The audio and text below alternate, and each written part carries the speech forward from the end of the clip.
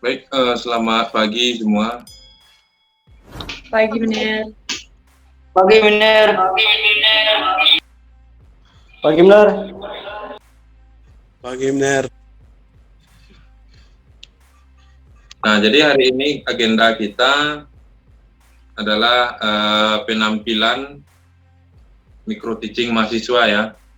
Dan di WhatsApp kemarin saya sudah berikan listnya, itu nanti Ngoni tampil semaksimal mungkin dalam waktu 10 menit. Bagian awal misalnya tidak perlu terlalu banyak kegiatan, ya nanti diperbanyak kegiatannya di bagian inti ya.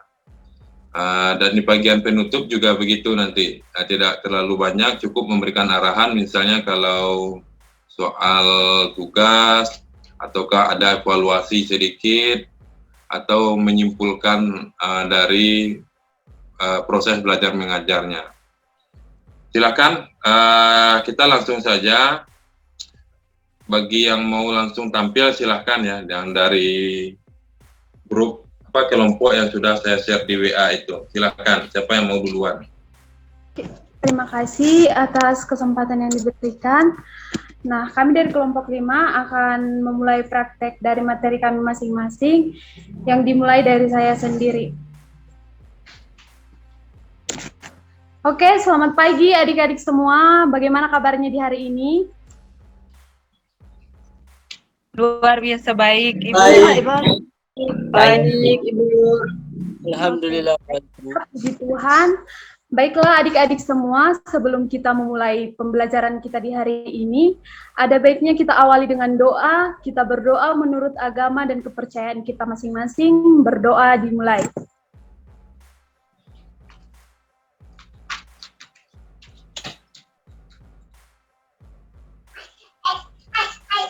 Ingin berdoa selesai. Oke, baik ya adik-adik, sebelum kita memulai materi kita, Ibu akan terlebih dahulu mengabsen kehadiran ya. Fernando Runtuene, kalau hadir boleh aktifkan mikrofonnya ya. Hadir, Bu. Oke, baik. Juanito Bagit. Hadir, Bu. Vidya Bagit. Vidya Bagit. Hadir, Bu. Oke, Olvinia. Hadir, Bu. Rodikiwo.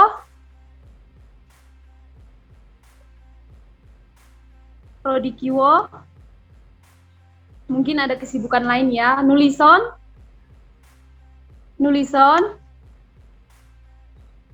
Oke, mungkin Nulisonnya juga tidak dapat hadir di hari ini. Baiklah adik-adik semua, kita akan masuk pada materi kita yaitu tentang norma sosial. Sebelumnya Ibu ingin bertanya dulu kepada kalian, apa yang kalian ketahui tentang norma sosial? Kepada Fernando, boleh diaktifkan mikrofonnya Fernando? Ya, baik Bu, kalau menurut saya, norma sosial adalah batasan-batasan dalam suatu kelompok masyarakat untuk membatasi perilaku mereka. Perilaku yang buruk.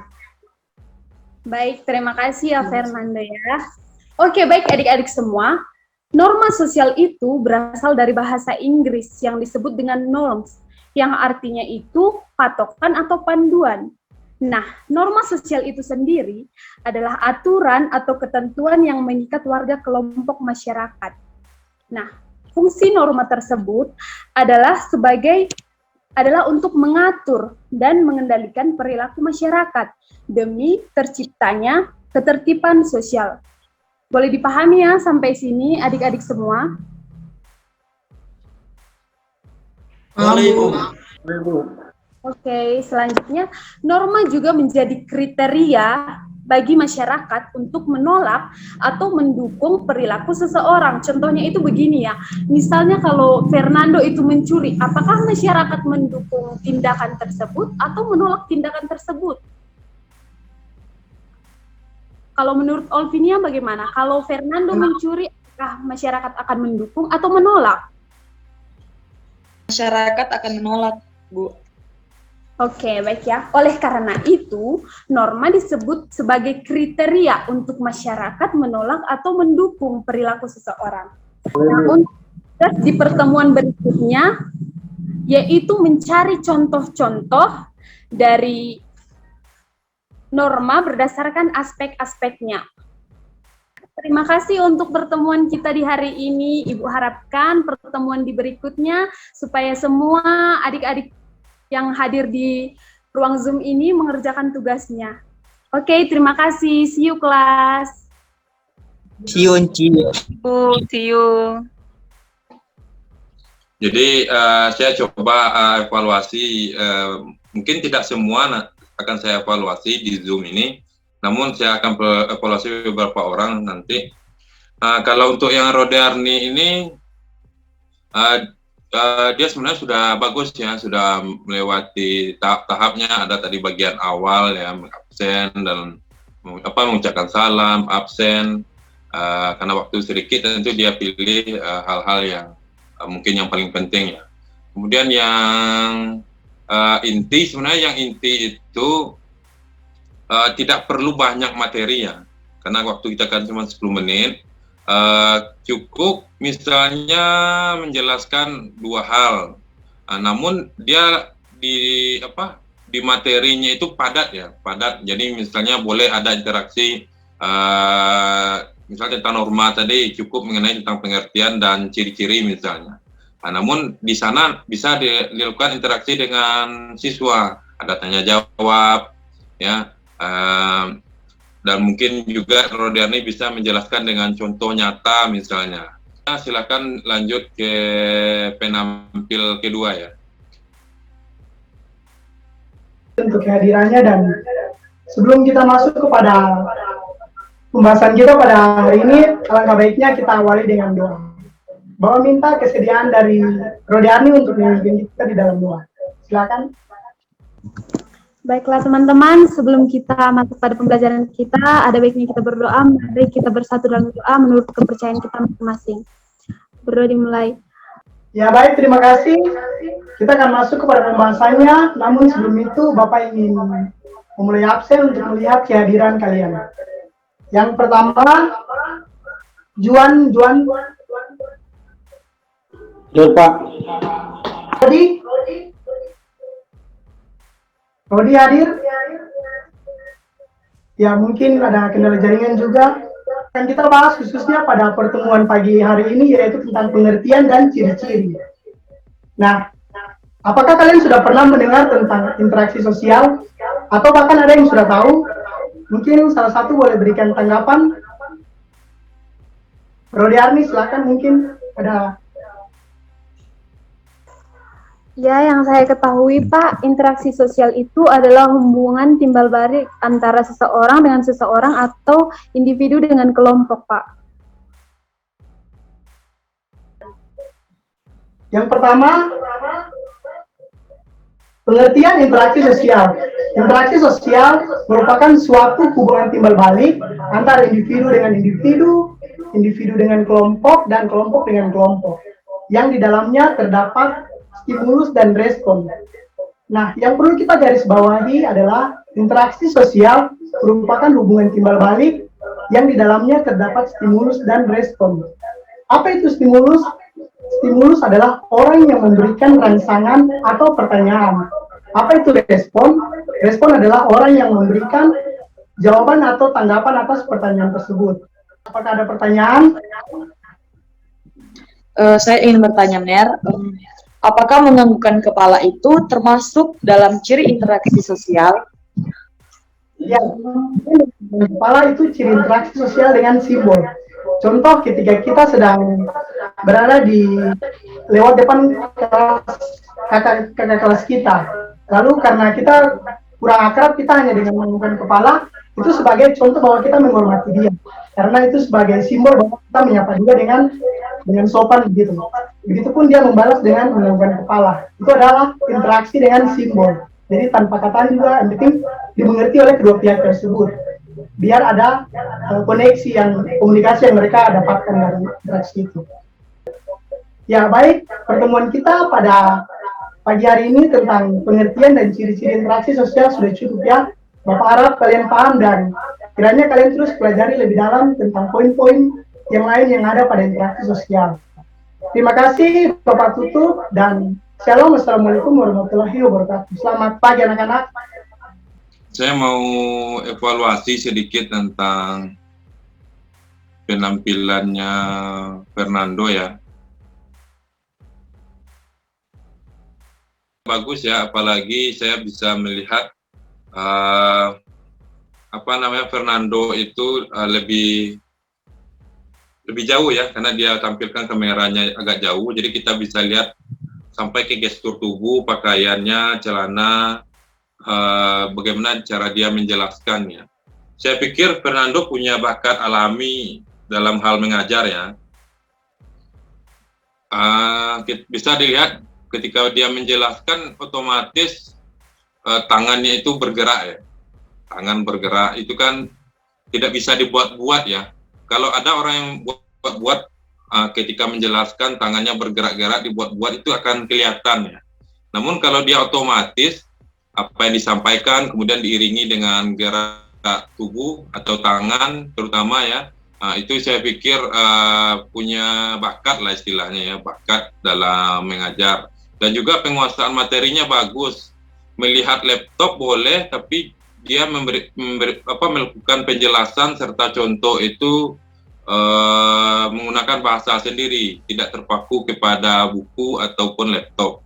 Baiklah, selamat siang teman-teman. Sebelum kita memulai mata pelajaran kita pada siang hari ini, kita buka dengan doa. Kita berdoa menurut agama dan kepercayaan kita masing-masing. Doa mulai. Terlebih dahulu Pak Guru akan cek kehadiran hari ini. Fernando. Hadir Pak Guru. Kita masuk dalam materi tentang pembentukan kelompok sosial. Nah teman-teman, ada yang tahu apa pengertian tentang pembentukan kelompok sosial?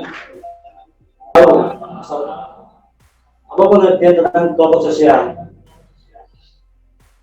Baiklah, di sini saya akan menjawab tentang pengertian kelompok sosial.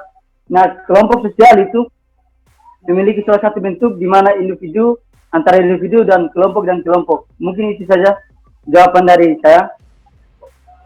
Baiklah, Alfredo, jawabannya bagus. Nah, kelompok sosial merupakan kumpulan manusia yang memiliki kesadaran dan keanggotaannya dan saling berinteraksi dalam masyarakat. Menurut Tinov, hubungan antar kelompok memiliki beberapa kriteria sebagai berikut. Yang pertama, kriteria psikologis. Nah, kriteria psikologis ini didasarkan pada kesamaan jenis kelamin masyarakat. Mungkin materi kita sampai di sini. Selamat siang. Oke, terima kasih Juanito ya. Jadi saya langsung koreksi. Oke. Jadi tadi kan ada kursi itu di belakang Juanito. Sebenarnya itu bisa disingkirkan supaya tidak terlalu mengganggu langkahnya. Jadi itu juga termasuk nilai plus juga sebenarnya kalau bisa mengatur itu. Bagi itu sebenarnya bagus, cuman dia kesulitan memanage waktunya ya. Materinya terlalu banyak, tetapi materinya itu hanya dibaca. Ya, seperti yang saya sampaikan tadi, tidak usah terlalu banyak, yang penting kita kuasai. Ya, itu terlihat sekali dia tidak kuasai materi, sehingga dia terpaku ke laptop ya. Nah, tapi tidak apa-apa, namanya juga belajar ya. Ke depan itu masih panjang proses ini, masih mungkin untuk berkembang lebih banyak lagi ya. Dan tadi tidak ada kegiatan penutupnya. Baiklah, selamat siang semuanya. Nah, sebelum kita melanjutkan kegiatan belajar mengajar kita pada siang hari ini, saya minta salah satu siswa untuk membuka kegiatan kita dengan doa. Silahkan, Fernando.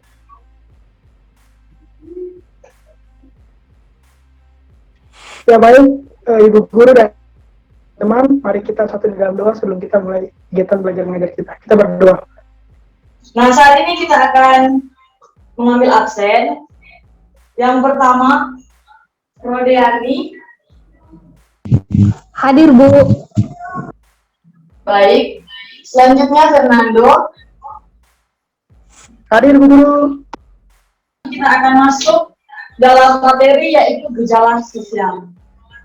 Menurut kalian itu apa itu sih? Apa sih itu gejala sosial? Juanito, silakan aktifkan mikrofonnya. Adalah suatu fenomena yang ditandai dengan timbulnya permasalahan sosial yang mempengaruhi dan dipengaruhi oleh tingkah laku setiap individu di dalam lingkungan kehidupannya. Nah, gejala-gejala sosial tersebut nantinya dapat berpotensi menimbulkan suatu permasalahan dalam masyarakat. Nah, faktor penyebab munculnya gejala sosial yang bisa kita lakukan dengan penelitian sehingga dapat menghindari masalah tersebut dapat terulang kembali di masa yang akan datang. Seperti itu. Dan demikianlah pembelajaran kita pada hari ini. Bagi adik-adik sekalian, ada yang ingin bertanya atau ada yang kurang mengerti? Mungkin Fernando. Ya, baik Ibu Guru, saya ingin bertanya. Boleh jelaskan ulang tentang dampak yang ditimbulkan dari adanya gejala sosial? Terima kasih. Nah, dampak dari gejala sosial itu seperti penyimpangan sosial atau perilaku menyimpang. Contohnya itu tingginya tingkat kemiskinan dapat menyebabkan kasus-kasus pencurian. Apa dimengerti, Fernando? Oh ya, baik Bu, mengerti Bu. Terima kasih jawabannya. Ya, baik juga. Terima kasih kepada Fernando yang sudah bertanya. Dan sampai juga kita bertemu minggu depan untuk materi yang akan kita pelajari selanjutnya. Terima kasih. Selamat siang. Selamat siang, anak-anak. Apa kabar hari ini? Luar biasa Ibu. Baik. Baik Ibu. Biasa baik. Sebelum kita mulai pembelajaran kita pada siang hari ini, kita buka dengan doa. Doa ini dalam hati menurut kepercayaan kita masing-masing. Mari berdoa. Kelas Uci akan mengambil absen. Yang pertama Juanito Bagir. Kita akan membahas materi tentang ketimpangan sosial sebagai dampak perubahan sosial di tengah globalisasi. Yang pertama yaitu pengertian ketimpangan sosial. Ketimpangan sosial diartikan sebagai ketidaksamaan akses untuk mendapatkan atau memanfaatkan sumber daya yang tersedia. Sumber daya bisa berupa kebutuhan primer seperti pendidikan, kesehatan, perumahan, peluang berusaha, dan kerja. Pembelajaran kita pada hari ini. Sekian dan terima kasih. Oke, terima kasih penampilannya. Vidya Bagit ya. Nah, itu saja pada pertemuan kali ini. Terima kasih dan selamat siang. Siang Ner. Terima kasih.